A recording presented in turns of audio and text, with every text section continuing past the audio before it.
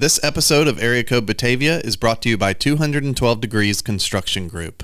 Local and trusted remodeling. Well, for me, sitting out on the far west side and having new development and people still moving in and potential new development even further west, I think it's making sure those people are part of the community. And something like a block party is a good start to that, but it is challenging as you have new homeowners and different things to make sure that they do feel like they're part of that community.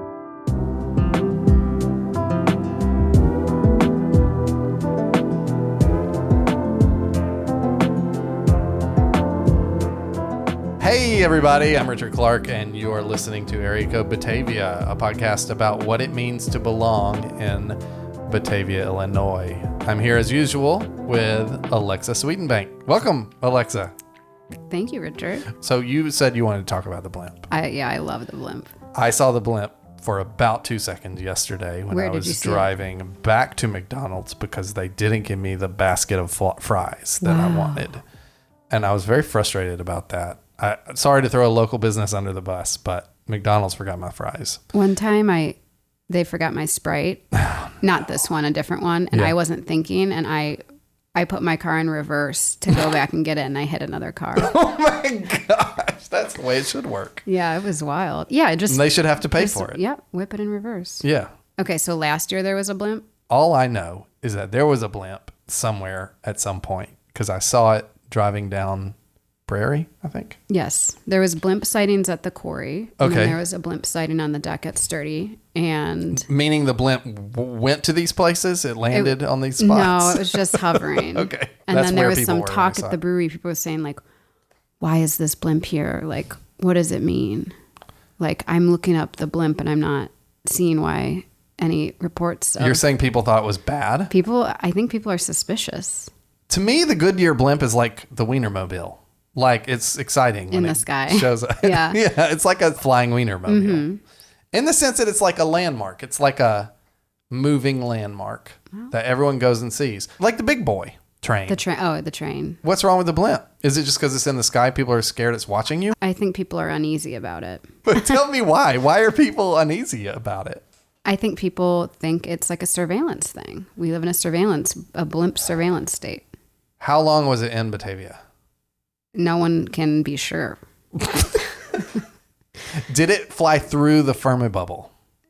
It couldn't penetrate it.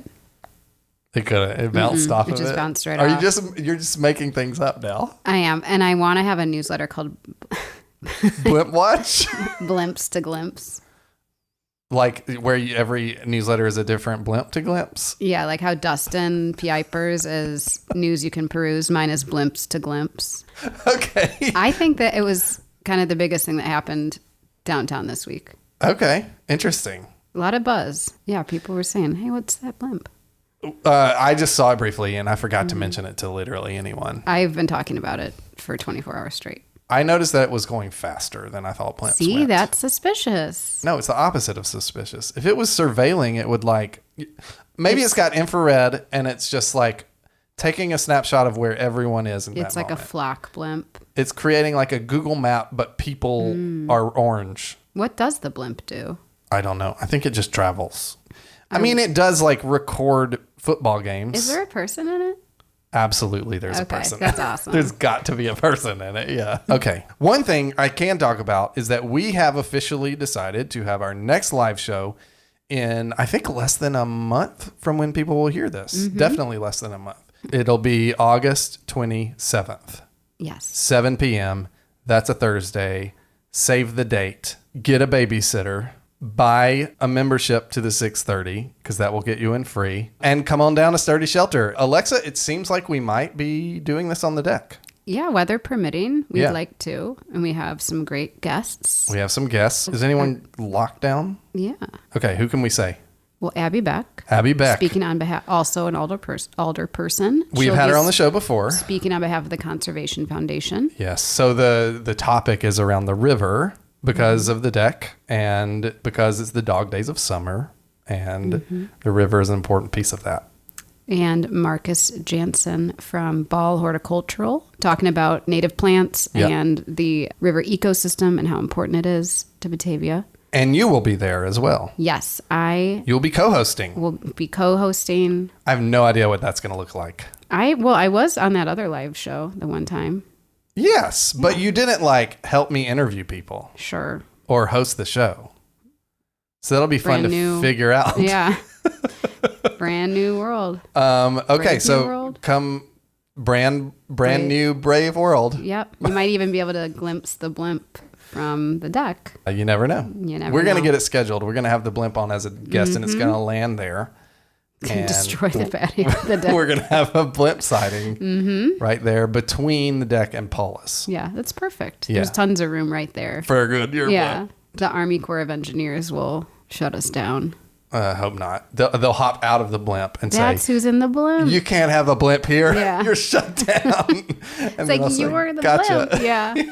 Okay. Alexa, who's our guest on today's show? Robin Barraza and Bob White of Ward 7, Alder Persons. This is like my 5th or 6th, maybe, alder person thing. I'll have a link in the show notes to all of the others. And you can listen to those. I highly recommend it, especially if I've done one with your ward. Because, man, they're just really interesting people, I think.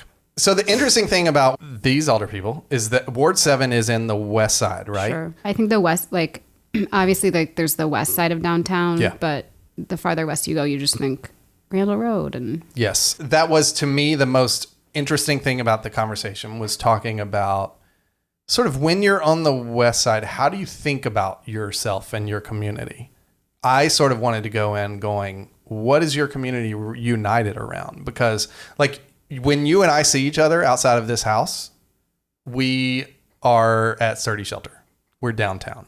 Right. Most everyone I see, it's downtown if I happen upon them.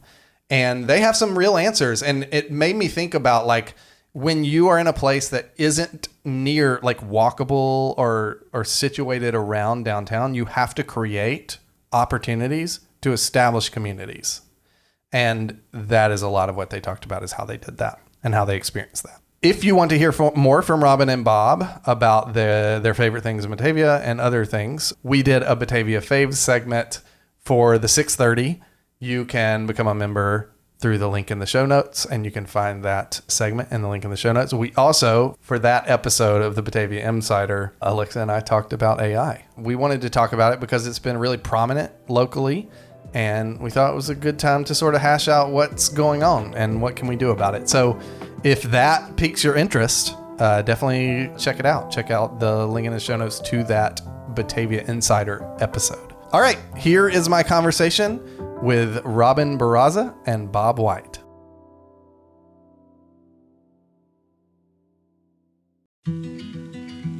This episode is brought to you by 212 Degrees Construction Group, local and trusted remodeling. Alexa, 212 Degrees Construction Group has recently been involved over at where you work, Sturdy Shelter. They just completed a whole project. They did. Kind of a big deal around here. Huge deal. A riverside deck. We've been working on it forever. Huge for us, and I think huge for the people of Batavia. They kind of stepped in, I'd say like halfway through the project. Yeah. And helped get it completed. Sort of saved the day. Yeah. They helped complete the frame. They got the lighting, and they helped us choose a welder who did the powder coating on all the railings. Yeah. We put some cables up. We had a bunch of really helpful people from just like regulars from the brewery stain the deck. And essentially It's built to mirror the architecture of the inside. Yeah. So you'll see a lot of the same elements, the stained wood, the dark railings, the cables. I think like spending more time with Brian and Chris. Yeah. I mean, they already, were around the brewery, but now I feel like I have like a person in my back pocket I can call if I need some home stuff done. Guess what, listeners? You also have a person in your back pocket you can call. Their name is 212 Degrees Construction Group. They specialize in exterior and interior construction services tailored to your vision, just like Sturdy Shelter's vision. Absolutely. They did a great job with that. I think that's the thing that sets them apart from everyone else, is that they are very good at understanding what you're trying to accomplish and making that a reality. Yeah. Like once they stepped in and really started helping, I felt like I could breathe. I was like, okay. Not that, it's nice. Like, I don't own the brewery, but I have, You're affected by it. I am brewery affected. I'm a brewery affected individual. Me too. Well, if you're interested in your own deck or something like that, go to 212dcg.com or click the link in the show notes. I always like to start by asking, how do you feel the last city council meeting went? Well, Bob is going to be better able to answer that. Yeah. I've had a busy few weeks. I've been traveling, so I have not been at the last couple meetings. Okay, yeah. I will take a very diplomatic stance and say that I thought the last meeting was horrible. Oh, nice. Because it was over 3 hours on my birthday. Oh, that is the worst. I'm sorry. Not the greatest way to spend your birthday. July 14th? Yeah. So is mine. We're all July people. Okay. Mine's on the 23rd. I had no Okay. idea. That's Yeah. fine. Yeah. We should get together and have like a joint birthday party. Absolutely. Or is that what this is? Actually, yeah, we're celebrating. So I'll admit, though, the past 2 or 3 before that were much better in terms of duration. 3 hours is no way to spend your birthday. Yeah, no kidding. No, no that's kidding. not pleasant. Were you hoping to get home early and do something fun? Well, the good news is we have the agenda beforehand. We know the pain knew. we're up against. Yeah. Yeah, I knew. Was there anything interesting that people would care to hear about that made it take that long? For me personally, it was kind of interesting because it was one of the most relatable discussions because there was something very specific to my neighborhood, my little part of the town that we were discussing. And so I had 10 questions when most people had none or one. What was it? It was about a water retention area that is used by a number of communities and businesses out on the far west side of town. If I had $5 for the number of times water retention areas comes up as a thing that aldermen have to like care about, I would have maybe like $25. It seems to happen a lot. It happens pretty often where people like, I just never think about water retention ponds, but I guess that's a thing here. Very common as we get more and more industrial and less and less natural land. You have to have a balance, and somebody's got to pay the piper for that balance sometimes. Right. Yeah. So how long have each of you lived in Batavia? I've lived in Batavia for 9 years. Nice. And I have lived in Batavia for a whole 2.5 years. Okay. So you're a newcomer, and you've been here maybe around how long I have, I think. And I think for Batavia standards, that makes us kind of medium. Yes. Yeah. I still feel like a newbie. I feel a little bit like a newbie. Yeah. I feel like you have to have at least a decade under your belt here to really have street cred as far as how long in Batavia. Yes. It's weird. It's a weird dichotomy where, at least what I've found is, you don't quite feel like you're not new, but it's not like people are looking down their nose at you. No. I mean, you're an older person. Yes. That's notable for someone who's new. And I mean, Bob, after 2 years, is like, I want to run this place. Well, I very much so own being a rookie and being the newbie around, and I'm totally okay with that. Where it cracks me up is when people will say, well, that's the old Panera, or that's the old insert business here. Yes. And I'm like, can I get an address, cross streets, something? I have no idea what you're talking about. Yes. We always like to start with one question for all of these podcast episodes. And we'll start with Bob on this one. What would you say is the first time you felt like you belonged in Batavia? Amazingly, I would say it was very early. One of the first days we moved into our house here in Batavia, we had 3 or 4 kids knock on our door.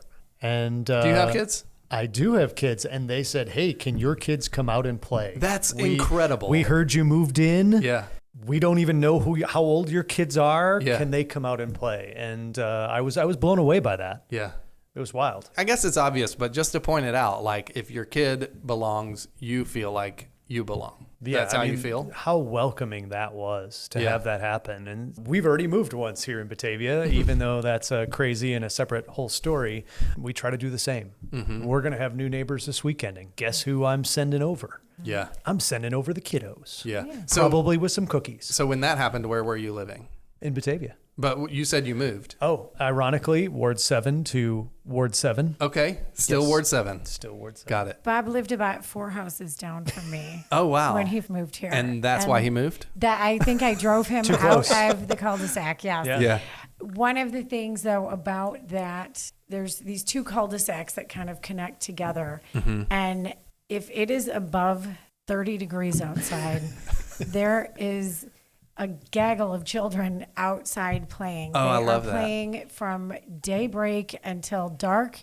It is this wild multi-age group of kids. They range from like 2 to 13 probably, and they are out there all day, every day. They're just in the cul-de-sac?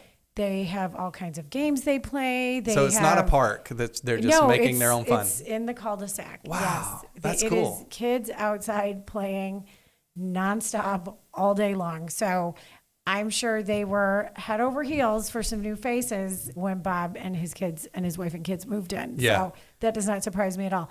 My kids are 18 and 21, and they knock on my door to see if they can come into my yard or into my pool. They're a friendly bunch. Yeah. Interesting thing about that story is one of the questions on my mind for this conversation was the west side is different from the east side, right? Mm-hmm. They are different. And I live on the east side, and I'm used to having downtown, having the school, having the park next to the school. Those are all focal points where people know to go to those places. And I was curious, how do you build community when there's no like center location? But it sounds like you just create a center location and you end up there. Yeah, it's a little more organic sometimes. Huh. I agree. I think on the west side for that area, that Harvell Farms neighborhood, for people with kids, it's the elementary school, AGS over there, and then also Engstrom Park. There's a lot that happens at Engstrom Park. Totally. So that is definitely a focal point of that area. I go to church over there. So I'm familiar with that. There's a high school, there's a church, and the Engstrom Park. Yeah. That's 3 solid little locations. Yeah. Okay, so what about you? What was the first time you felt like you belonged? Was it when your kids knocked on your door? I'm trying hard to think about that. When we first moved in, my kids were enrolled at a private school, so they didn't go to, and we moved in October, so they stayed at their old school the first year, so it took them a little bit longer to make friends. Yeah. And this group of kids that I talk about, my kids are just like a little bit too old to have hooked into that group. Right. So it took a little while for that. And as you mentioned, when you feel like your kids have kind of hooked in, you feel like you belong. So that process did take a little bit longer, but I think it was actually within the first week, the neighbors were over. The adult neighbors, not the kid neighbors, but our next door neighbors knocked on the door, and they had brought a couple other neighbors from down the street. They made us a cake.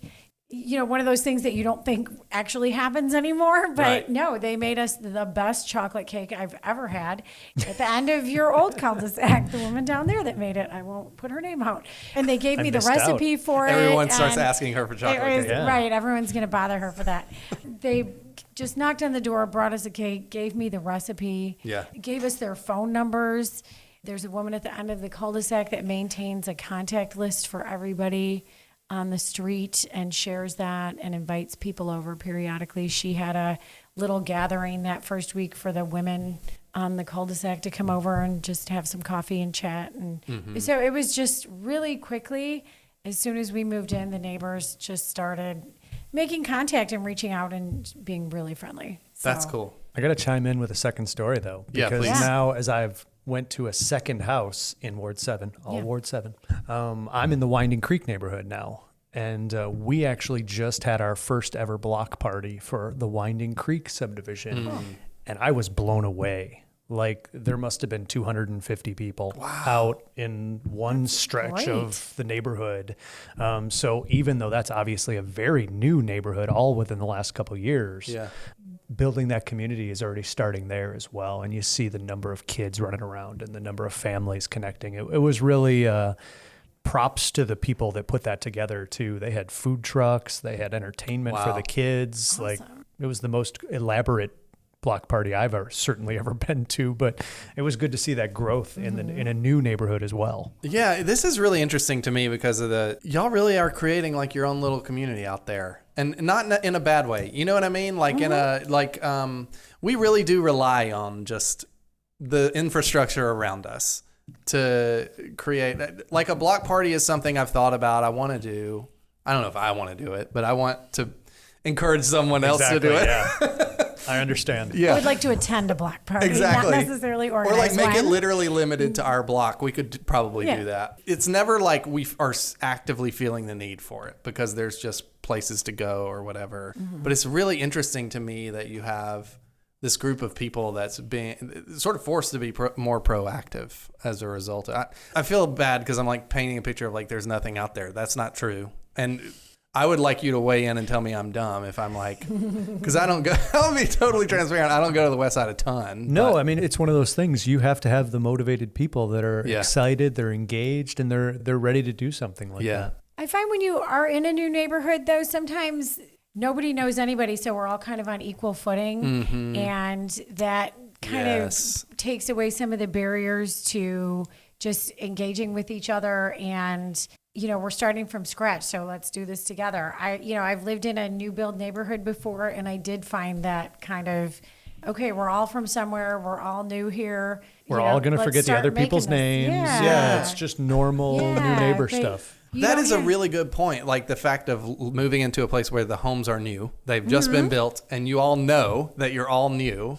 That makes total sense, that it would be a lot more of an easy thing to get to know each other rather than, like when we moved in, I was like, are they mad I'm here? That was kind of my default assumption.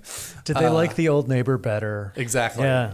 When did each of you decide to run for city council? Describe the moment that you made that decision. I made that decision pretty early on. I'm going to get my years confused. So we moved here in 2017. At that time, the One Washington Place project was the hot topic. Yeah. And it was a big deal. Yes. As a new person to town, I mean, I was familiar with Batavia. We've been coming here and going to downtown Batavia for years. We didn't move from far away. Mm-hmm.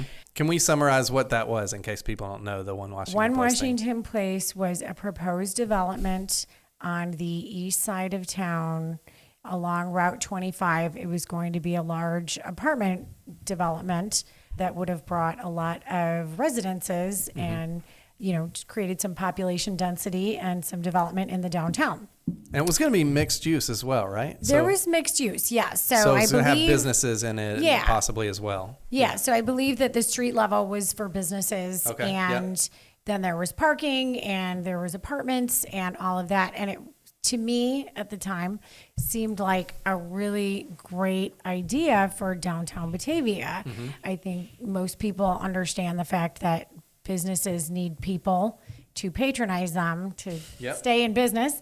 And for sure. Batavia really does have a vibrant feel to the downtown, and I think adding people that live down here kind of adds to that. Right. And I really was just a champion of downtown Batavia from the second I moved here. Oh, that's cool. And so I thought this was a really terrific idea. I thought it would be really helpful to downtown businesses and just, again, adding to that feeling of vibrancy. And it was a really hot button issue. There was a lot of people that were really opposed to it. Yeah. There was a lot of trouble with the site. There was it seemed like anything that could go wrong with this went wrong with it. And it was a saga. It lasted years. What was the argument against it? It was too big. It was going to create too much traffic. It was unattractive. So there was, I think, a lot of fear of how it would change downtown Batavia and that it would maybe change it too much. Yeah. And people would lose some of that small town familiarity feel. And people who really loved downtown Batavia just the way it was at the time or that it had been in the past, there just seemed to be a lot of fear and anger around it. It was too much change. It wasn't the right fit. It wasn't the right developer. There was a lot of arguments against it. Yeah. Anyhow, so I ended up just following this story really closely, and I'm, paying attention to what's happening in the council meetings and how this is moving forward. And then I'm emailing Laura and I'm emailing as a citizen, like, here's what I think, and you guys need to make this happen. And, as I'm getting involved in this issue, I think I ought to give this a shot. And so I actually ran, and I did not win the first time I ran. So you ran contested. This is rare. I ran contested. This is rare for first-time alder people, I've noticed. Yes. Yeah. So that was, and I ran against Sarah Vogelsinger. Okay. And she won the election. Uh-huh. And what happened then was about a year or two later, and Sarah was wonderful, and she was a terrific alderperson, and she moved, and that's why she left her seat. But her and I ended up becoming friends once I got on council. That's cool. And she's a terrific person. So she won, and then I want to say maybe 2 years later, a year and a half, no, only a year after that election, the other person that was in the seat decided that he needed to resign. Okay. He had things going on. He needed to resign. And so the position became open, and the process for that is then people apply, and then they're interviewed by the council, and then they're selected by the council. Like a weird job interview. Oh, where people ask a lot of questions, and then, we've heard about it a bit. They've made a couple changes. When I did it, it was like a reality show. So we all like stood up in public on camera at a public meeting, and they ask you questions, and you answer the questions. So it's a job interview in with front an of the audience. Public. Okay. And then the council goes in a back room to figure out who they're going to select. Yeah. But all of the candidates stayed in the council room, so we had to sit there making small talk while we waited for them to decide which one of us was getting voted off the island. So it was incredible. Really awkward. Luckily, I knew one of the other contestants, I'll say, and he's a really terrific guy. So I was able, we were able to, and all the people that were interviewing were interesting and good people to make conversation with. So we did the best we could with that, but it was just an inherently awkward situation. I feel like I would want to do that just for the validation. If you get it, that's got to feel really good. And then I did, and it did. And it did. The idea of some people going in a back room and talking about you, and then you won, that's nice. Yeah. It was definitely a good feeling because it was an experience. I mean, anybody, I think most people have a certain level of nervousness around job interviews, and to do it in public on camera. At a job interview, usually they have you go in one door and out the other door. They try to keep the candidates separate. And this was like, nope, here you go. No decorum at all. You sit here together while we talk about you. Was it a similar thing for you? It was actually a similar thing. So there was an opening because Sarah moved. So same ward, same people. Yeah. I was like, is this, they were asking for applicants. Is this something I want to do? I was already active with our Active Transportation Advisory Commission. I had gotten involved in that right away after moving here. And I was like, back and forth. All right, I want to do it. I want to put my name in the hat. And I put my name in the hat, and I got to go on the contestant game show of interviewing. Was it the same thing? It was very similar. Ironically, I somehow got picked to go first for the interview process, and all the other candidates were actually out of the room. And then you sit with the other candidates and you have that small talk while everybody else is doing their interviews and everything. So I thought we had changed it by the time you did that, but we didn't. It's still a little awkward. And so I sat with 5 or 6 other people in this very room. Yeah. These are very well qualified, dynamic people, more experienced than me. I was sitting there, I was like, oh, wow, I might have gotten over my skis here a little bit. This might not have been such a great idea. And then we go back in the room and they say, congratulations, Bob, you've been chosen. And I went, what? This was not that long ago, right? This was not that long ago. So how Less long than ago? A year. Was it like 6 months? For October of last year. Okay. Yeah. Okay. Yeah. Wow. I have a question for you, Robin. Yes. So at some point in that story, it becomes a not average thing that you start doing. It's already weird that you're like paying attention, but when you start writing letters, that's weird. Like, where does that come from? Do you have experience with local government, with politics, or anything like that? Nope, I did not at the time. No, I wish I could explain it better, but it really just caught my interest, and it made me realize that I actually do have an interest in local government and politics to a certain extent. I really hadn't had any experience before that. That was the first time I ever started firing off emails to city government. It was a new experience for me. So it just seemed like this was such a cool place, and this was such a cool opportunity to make it an even better place. That it just caught me, and I just started getting involved. The whole idea of managing something as dynamic and diverse as a city, it was just fascinating to me. So maybe I think we got to put a shameless plug in there too. I mean, we have very low attendance at our city council committee of the whole meetings, and they're posted online. The agendas are posted online in advance. You often get in any city government those, they didn't tell us about that, right, or I had no idea that was going on. And we're very transparent about it. But if you want to find out more, if you want to learn more, come see us. Yeah. Even just online.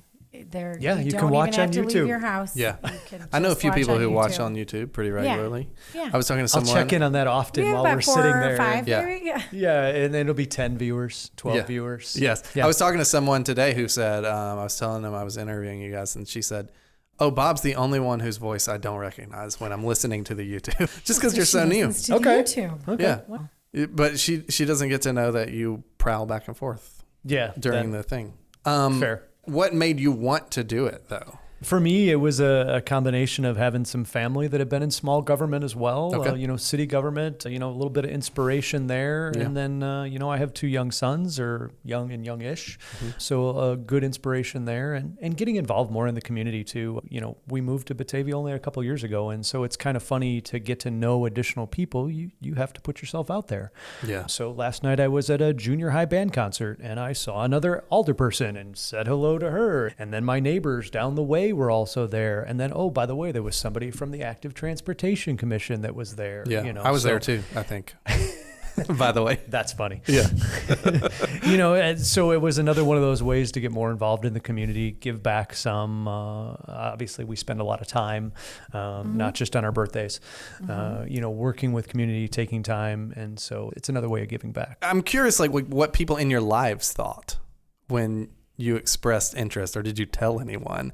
What did people in your lives think when you were like, I'm running for city council, or I'm going to do this thing? I'll take the easy way out on that, because my family already had some of that. Yeah. And so they were like, yeah, okay, it's your turn. Like a no big deal. Like, you're also crazy like us, so go ahead. That's cool. Some support there. Is it like a career thing for them? No, more it's just like part of being in a community. Yeah. Trying to stay involved with it. Interesting. And honestly, in my family, that's started from helping with Cub Scouts, helping with Boy Scouts, helping with athletic boosters, helping with the church, helping with the city. It just kind of progresses. It's like a civic duty kind of thing. Yeah. That's really interesting. What about you? I don't know that anybody was really surprised. I am a business owner now, but in my previous life, I was a public educator. So I'm a former social studies teacher and taught government. And everybody knows that government and public service is part of who I am that makes sense. How I operate. So I don't know that anybody was shocked about it. I think my husband was nervous, concerned that I might be, he just, are you sure you have time for this? Because I usually have a pretty loaded schedule, and I had a really demanding job at the time, and sure, of course I can. Oh, it's fine. It's not that much time. Yes. It's a lot of time. And he was supportive, of course, but he was concerned that maybe I'd be going out and it would be a lot. And it was a lot, but you know what? It all worked out. It all worked out fine. And most people that I know and around me were very encouraging. Right. And thought it was a great idea. They thought you'd be good at it. Yeah. I feel like if I decided I wanted to do it, and I have like gone in that direction in my thought process, but I always get stuck at the amount of work it would take. People are more vocal about that lately, I feel like, because it's just like something you should know. I think people around me would be like, you can't do that. Not because they don't like trust me or something, but it would be like, you can't do it. You don't have time. And I feel like that's a thing, a real thing. The time thing is a problem in some ways. I mean, from keeping absolutely- people to run when you need people to run. Yeah. I mean, I think it's a problem that these things go uncontested. I really respect that you ran against someone you apparently liked in order to do it. I think that's really kind of cool. I don't know how they felt about it. We were both running for the first time. Oh, interesting. And so we were both complete newbies. Yes. So I don't think there was any ill will on either side. It was it was kind of friendly competition, I guess. Yeah. The second time I ran, I did run uncontested. So. Okay. Yes. Have you had a chance to run yet? I have not had to endure the election cycle yet. How you feel about that when you do have to do it? I think I have enough time to consider my choices before we get to that point. Yeah. No assumptions. That was one of the appeals of joining at the time I did was that it was, a vacancy. So it was an interview process. It wasn't going through the whole election cycle. And that appealed to me at the time, too. Yeah, interesting. So 2 elections and 1 interview. And I'm getting ready to do election again. Okay, this November. Yeah. Fun. It's spring, next spring. Do you know yet if anyone's running against you? I don't know. Okay. I don't know. When you started this, how did you expect that it would pan out, and then in comparison to reality? I'll say what I thought was one of the more challenging parts of it is the second time, not the first time. The first time I ran, so you have to get your petition and your signatures. And the first time I ran, the number of signatures that's required is based on the number of people who voted in the last election. Okay. So this is actually encouraging news. The first time I ran, I needed 11 signatures. Not bad. I think I could handle 11. It took me about 20 minutes and I was done. And I just asked my neighbors and it was 11 signatures and I was done. Incredible. Second time, I needed close to 50. I needed at least 50. So that meant a lot more people had voted in the last election. So that was terrific. But then I had to start knocking on strangers' doors. And that is not an easy thing to do. It ends up getting easier as you go. Yeah. But you do get some people that are really excited and interested about what you're doing. You do encounter people who are quite hostile about elections in general or about partisan politics, which aren't necessarily part of this. Yeah. You don't know what you're getting when you knock on a door. And it's kind of hard now, too, because everybody's got Ring doorbells and cameras, and they don't know who you are. And so they don't want to answer the door, or they assume you're selling something, and they're upset. So it's an experience. Yeah, It really I can only is. imagine the wide variety of responses you would get. Goodness gracious. Yeah. And then It's a interesting. video doorbell is a whole new level. Yeah.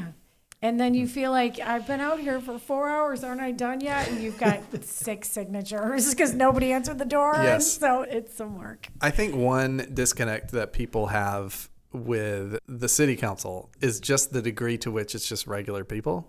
Yes. And I think there's this feeling, you see it in comments, but I'm sure you got people just sort of reacting in the moment when they were answering the door, where they hear government, running for government or something, and they're like, it makes me think of Parks and Rec. We just watched through Parks and Rec, and Leslie Knope runs for city council, and that show gets so much right, but man, does it get that wrong, because it's like she has an entire staff and puts so much money into running for city council as if she's running for not even mayor, governor or something. Right. And people imagine that. They imagine that this is a lifelong career politician, and this is their thing they're going to do before the next thing, blah, blah, blah, which I guess is probably the case for someone somewhere, but not most of the people I've talked to. It's not typical. Yeah. No. And I think what's really interesting about the city council we have now, as I've gotten to know more and more of the people and kind of some of their backgrounds, is how diverse and different our place in life is, our backgrounds, our work experience outside of city council is all over the map. And I think that's great. Because if it was all people of a certain occupation and a certain age, that's not going to give you the diversity you want on a city council to be able to look at things through multiple people's eyes. Yeah. What is something about Ward 7 that you wish other people would know, or even other council members? That it is the best ward in town. Okay, writing that down. Hold on. That was a really good answer. Terrific. That was right off your toes. I really appreciate that. I was going to say it's more than Randall Road. No, that's a good way one. More. Okay, say Randall more Road's about an that. after. Yes. We do a ton of great work with Chamber of Commerce, Batavia Main Street, focusing on the downtown area. But for Robin and I, we have a huge economic area in Randall Road. And so that's something we have to keep in mind too. And there's not only small businesses in our downtown, but there's small businesses out on Randall Road as well. Yeah. There are, and I didn't mean to say it's an afterthought. It just isn't the focal point. He set you up. When he said it's more than it, and then he started talking about how it is. It is it. It's also. So I think most people, when they think of Batavia and community, they don't think of Randall Road. That doesn't necessarily people think of. And when people look back on their time in Batavia with fond memories, they're not thinking of being on Randall Road. I got stuck at that stoplight for so long. Yeah. However, interestingly enough, I've probably run into more people I know at Menards on Randall Road than anywhere else in town. So it definitely serves a purpose, and it's got a really important function, and it is part of our town, but it's definitely not what I think of when I think of my ward and my neighborhood and just Batavia in general. Yeah, I'm interested that you are such a fan of downtown, though, because what I worry about as someone who cares about these things is people not being inspired to drive past Randall Road into the downtown to do things that you could easily do at Target. And I know myself, there are times I drive to Target to do things I could do at downtown. That's even worse. But it makes me say, wow, it really must be hard to convince yourself to drive all the way down here. It's a 5-minute drive. Thank you for saying that. Far. I agree. Yeah. We actually could ride our bikes without any trouble. Yeah. It's in a pinch we could walk, but really it's a 5-minute drive. Yeah. I never think twice about driving to downtown because by the time you sit at the light and cross Randall Road and get into a parking lot and walk all the way into a store, it's the same amount of time. I think another thing for Ward 7, we host the fireworks every year. Oh, that's not in any other ward. That is only in our ward. That's great. So you are welcome 1 through 6. I appreciate it. Yeah, that's my favorite event of the year. Yeah.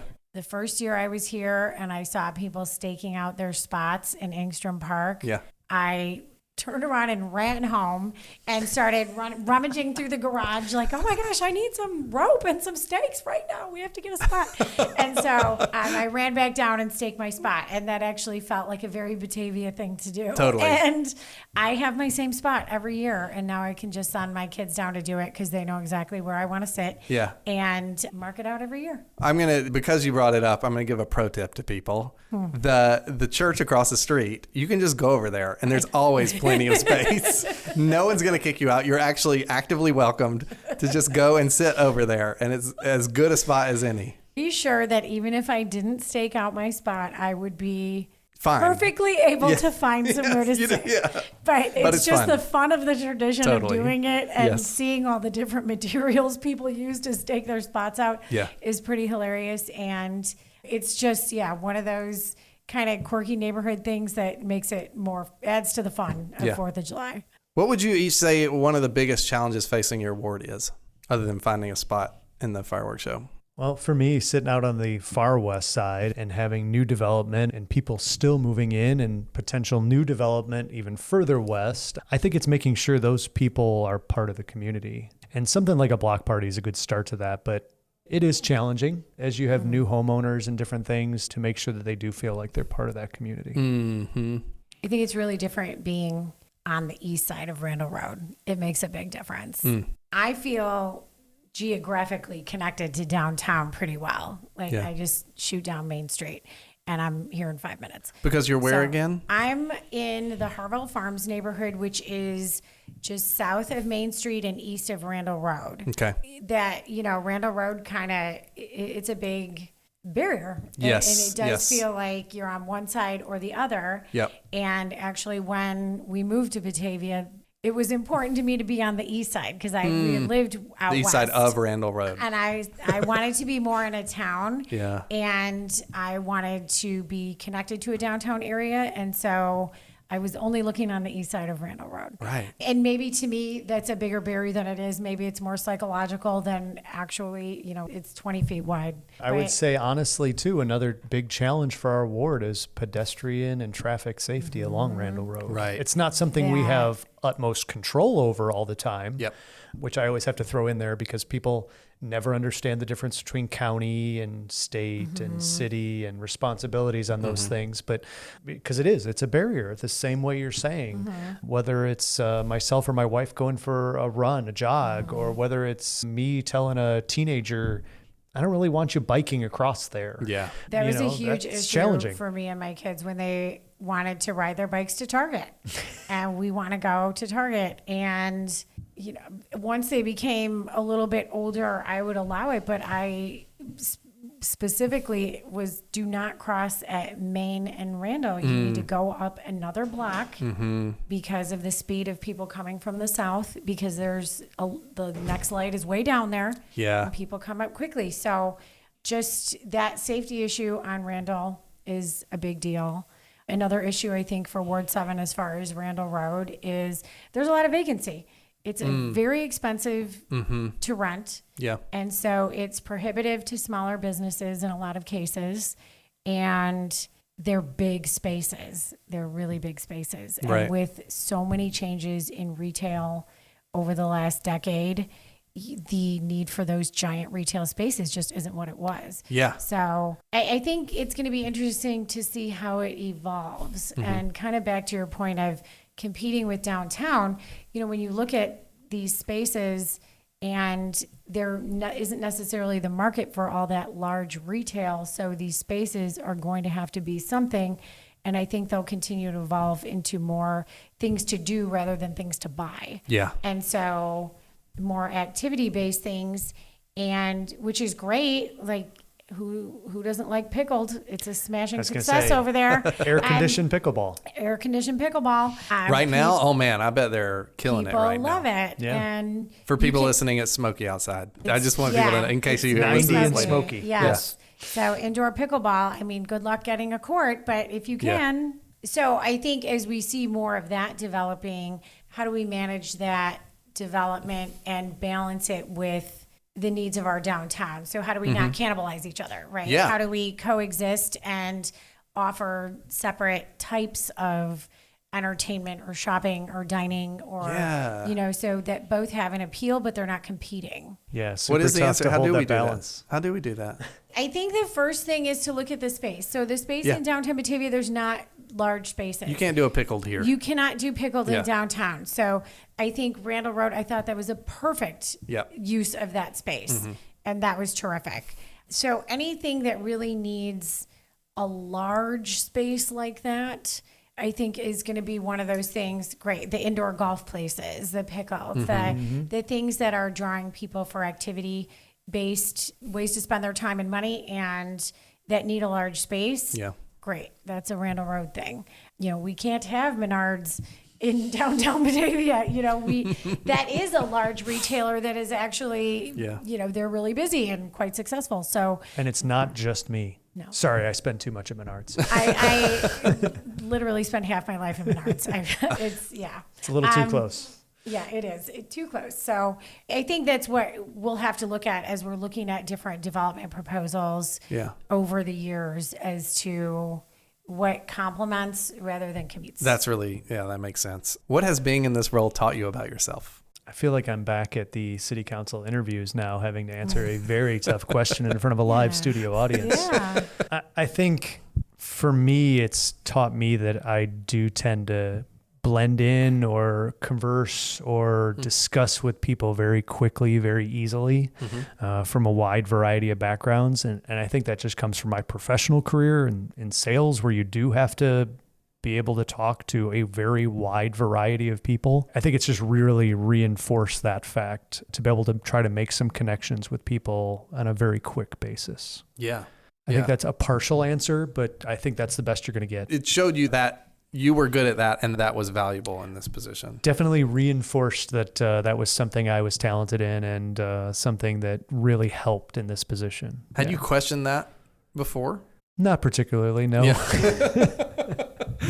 That's been a long-running strength, but in this position, because we do have such a wide variety of folks on council with us, it is important. Yeah. And to be able to have a little bit of trust and a little bit of connection with some of the other council members is really important. Yeah.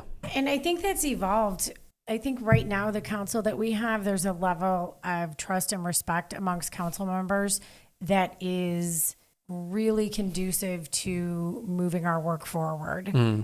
We definitely have differing opinions on topics, but I feel like this particular set of individuals that's on at this moment in time is a really nice mix of people for the reasons that Bob said, but also that we seem to be able to hash it out and move forward and not devolve into anything beyond the issues. Right. So that's really nice. Back to your question. I'm not 100% certain how to answer this, but what I will say is in the last couple of years on council, I've become more, if anybody who's been watching these council meetings for a long time maybe had noticed that during the first many months of being on city council, I was really quiet. Yeah. I really was just listening and I'm not paying attention. I've read all the stuff and I've got opinions and I'm here with you and I'm analyzing and thinking and I'm fully there. And I just did not, it was a hard thing to get used to. Yeah. To be able to express your opinion on something when you feel like you're kind of new to city government and okay, I'm here. These people have been here a long time. If I say what I think, am I going to sound like an idiot? And, Yes. So everybody's watching. It's a little intimidating. Yeah. And so I've had a couple of those moments. I can totally understand that. Like, never mind. I never asked that. Just kidding. So it took me a while to really get comfortable with participating verbally. I'll say that, and putting my thoughts and opinions out there for the record and for debate. And you have to, right? Like you have to. That's how the work gets done in that role. That's really striking to me because I have sometimes meetings in different roles that I have where it's multiple people and something will come up and you'll have a moment where you're like, I can talk to that person about that later. You cannot do that here. Cannot. And that would be hard for me because I get nervous in those everyone's watching me moments, you know? It feels like a conversation. It just feels different. We could be having the exact same conversation on the exact same topic. Yeah. But if we're having it privately in a room, it just flows differently. And it's just, there's a level of self-consciousness that's not there when you're sitting in a public meeting with a microphone, in doing official business. So I mean, just to clarify, make sure I have this right. Structurally, you're not allowed to all get together. No, you cannot have more than privately. 4 people together. It is a violation of the Open Meetings Act. You can't do that. It's really fascinating to me that structurally you are required to have those conversations that really matter in front of the entire world. With X amount of X amount of notice posted and an agenda set prior. Yeah. Don't forget those. You got to follow all the Open Meeting Act requirements. Yeah. Okay. Yeah. So that's been it's been good to become more comfortable, but it does take for somebody with no experience. Yeah. And I don't have a sales background and I can certainly stand up in front of a group of kids and talk all day. But, this is a little bit of different. Yeah. It's a little different. So that was something that has kind of feel like I've grown a little bit in over time. Yeah. What keeps you up at night? Specifically related to Batavia? A lot of things keep me up at night. I always like to see where people go with it, but honestly, most people go like, oh, sleep fun. And I'm like, that's not what I meant. But anyway, let's say in your roles. Currently, right now, in our roles, I feel like we are at a position where we are looking towards possibly some pretty significant changes to our downtown. And there's a lot of moving parts and a lot of things that have to fall into place for those things to happen. If this doesn't happen, then the next thing isn't going to happen, or it's going to get put off 6 months, and putting it off that 6 months might can the whole thing. And so what's the first thing that's supposed to happen? So the first thing, it's already in progress, right? The construction going on right along the Fox River Trail of the new headquarters of QT9. That's a big chip that's falling into place there in a vacant facility. where they're making significant renovations to that building. And a lot of people that will work there. Bringing additional people to the downtown area, people that are working there, people that are going to want to stay, maybe go get a beverage after work, maybe get a beverage before work. I don't know what kind of work they do. Coffee. All right. Yeah, I meant coffee. Like, I'm not sure what kind of work they do. Better be more specific about that. Sorry. Yeah, I think that's a good first step, because then that's bringing people that don't necessarily live here in Batavia to our city, to our downtown, seeing some of the different activities that are going on and the opportunities in front of them. And that just drives additional opportunities. Yeah, I interviewed Arden from Fermilab. He works at Fermilab. That episode will go up this Wednesday. So when people hear this, it will have been out. His sort of story is he's worked at Fermilab. He's been hanging out at Sturdy Shelter, and now he wants to move here. And he's trying to figure out how to move here.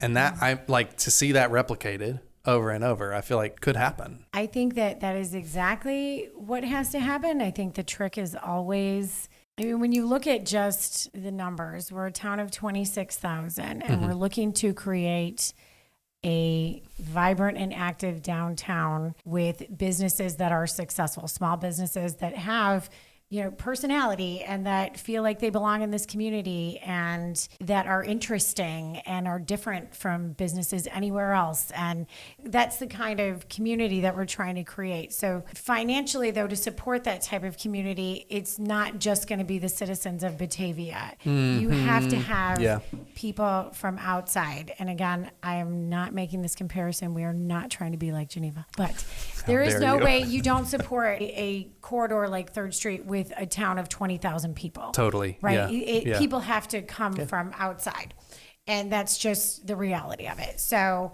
I think the balance is to create something that is really appealing to people in Batavia and out of Batavia that make them want to come here and spend time and spend money and enjoy themselves. So that is a first step. That's why I really do believe that we need businesses that are bringing 100 people a day for downtown. Yeah. We need some population density. We need some apartments. We need housing. We need that kind of foot traffic that lives here that has, can just walk across the street for their coffee. Or if I have to get something from Walgreens, I just walk across the street for it or down the block. So you have to have the population density, and you also have to have that appeal to people outside of town. And then you got to balance that with maintaining the historical Batavia, that feel that maintaining people our still sense want. of place, and who we are, community, and our identity. So it's tricky, but I think it's absolutely possible. I think you just have to be thoughtful and careful about development as it comes and make sure that whatever's coming fits into the vision of what we want it to be. Right. I would say I sleep pretty well at night, but if I didn't sleep perfectly well, I would say it's balanced. It's because of trying to maintain that balance. Yeah. Right? You want to spur on new development, but you want to maintain that community too. And so if there was something that would linger with me, it would be, are we pushing in the right direction? Are we making the right decisions? Am I doing everything I can to help balance that? What would be a sign that you're not doing a good job maintaining the community piece, keeping that keeps that sense of place, that kind of thing?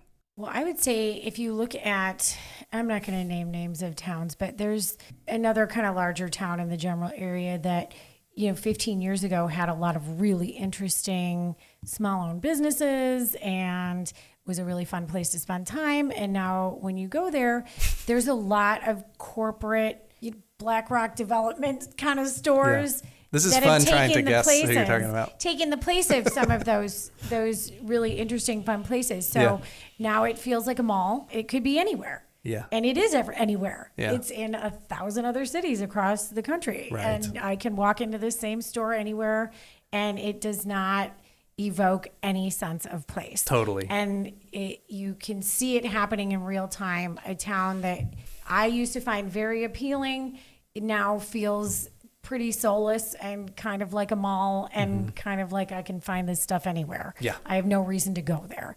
So I think that as long as we are conscious of if something, again, doesn't fit into that vision, which a whole bunch of corporate places that you can find anywhere doesn't fit into that vision, I think we're going to be okay. It's a balance of finding small businesses that want to grow, but that are also viable. And I mean, and that's a lot of the work of the chamber and Main Street, and they do a ton of work around that, helping small businesses understand what it takes to stay in business.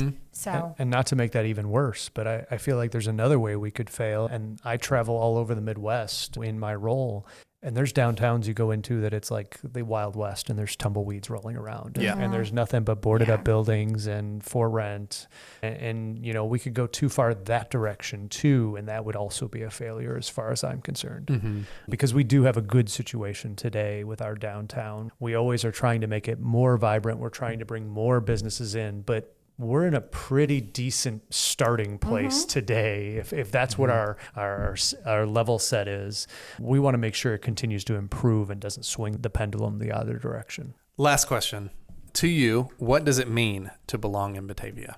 okay, I'll take a stab at it. To belong in Batavia, it's not hard to feel like you belong here. Mm-hmm. I feel like anybody who comes here who is just seeking community and just, it's such an accepting, open place for a small town that it's really, to belong here is to be interested in engaging with other people in the community and being part of that welcoming. Once you're here, it's incumbent upon you to keep that going and be welcoming to other people that are coming and be accepting of a wide variety of people and beliefs and types of people. And so it feels like for a small town in a fairly kind of conservative feeling area, this is really a pretty laid back, comfortable, welcoming, just fun place to be. People here are so kind and people are so proud of being part of this community and for good reason. Yeah. So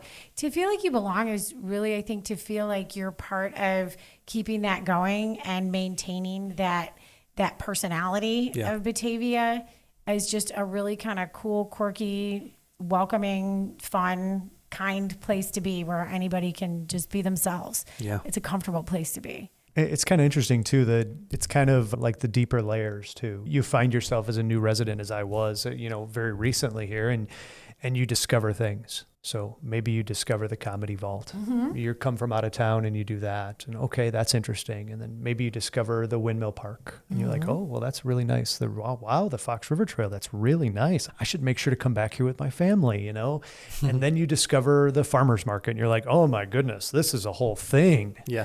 And you just keep finding more and more things. I'm 2.5 years in, and I'm constantly surprised by the things that are in Batavia that I still have never done or gone to, that I'm like, wow, okay, this is great. Yeah. You're always finding some new little cool thing that you didn't know was here before. What's the last thing you found out about that you didn't know was here before? I'll say that I am very guilty of this. We did the wine walk this past spring. It was a fantastic program. The first one, right? It was the first one. Yes. Yes. I was very guilty that we went into a number of establishments that I had never been into. Yeah.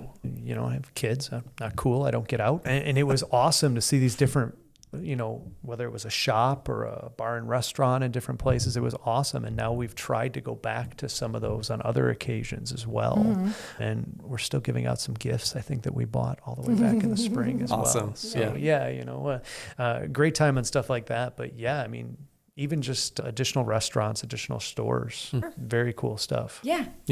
There's always something interesting to find, a little shop to pop into and see.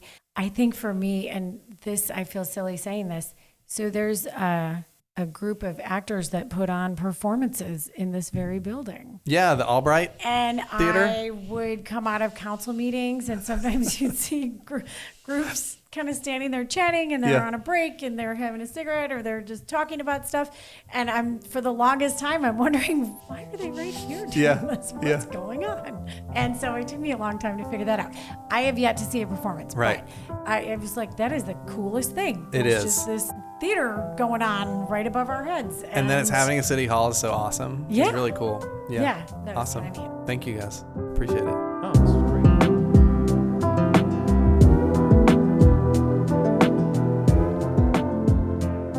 Thanks for listening to Area Code Batavia. If you'd like more of Area Code Batavia, or you'd like to support what we do, you can become a member of the 630. Just check out the link in the show notes. Or you can sign up for our newsletter. Just click the link in the show notes and enter your email address. Area Code Batavia is produced by Area Code Audio, a podcasting production and consulting agency that helps nonprofits and mission-driven organizations drive meaningful change through podcasting. Hosted by me, Richard Clark. Our co-host and associate producer is Alexa Swedenbank. Edited by Matt Linder. Additional production help from Jennifer Clark.